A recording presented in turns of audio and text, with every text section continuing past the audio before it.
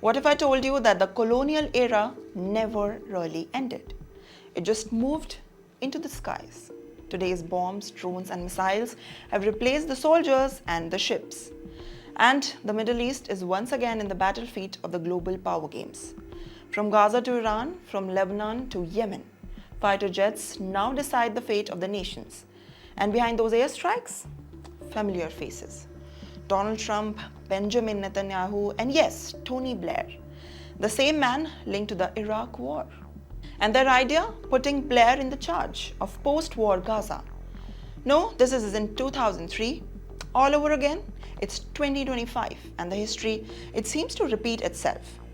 Trump and Netanyahu's nomination of Tony Blair to run Gaza after the war has raised eyebrows worldwide. And why?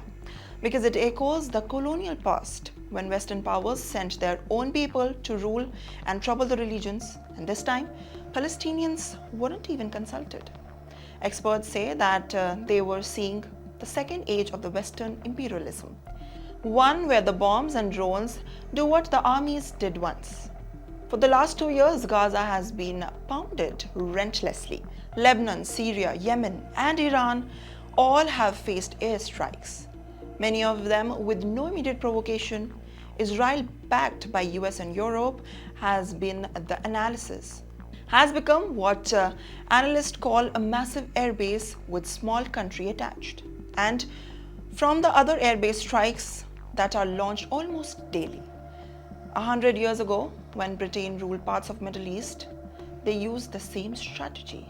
Let me tell you, they called it air patrols. Villages were bombed to keep the locals in line. Sounds familiar, right? Back then, it was called colonial control. Today, it's called the self-defense. But here's what the new empire didn't expect: resistance from the sky. War-torn Yemen has managed to shut down major shipping routes in the Red Sea. Iran hit back, striking Israel's oil refineries and key military bases. Even when the countries under the sanction are finding ways to fight back the technology. And now, for the very first time, Israel's Prime Minister can't really fly over the France and Spain, fearing that international arrest warrant. That's how far the tide has turned. As soon as the bomb keeps falling, one question remains: is this really about the defense or just a new form of colonial domination? But what happens today feels less like security and more like history on repeat.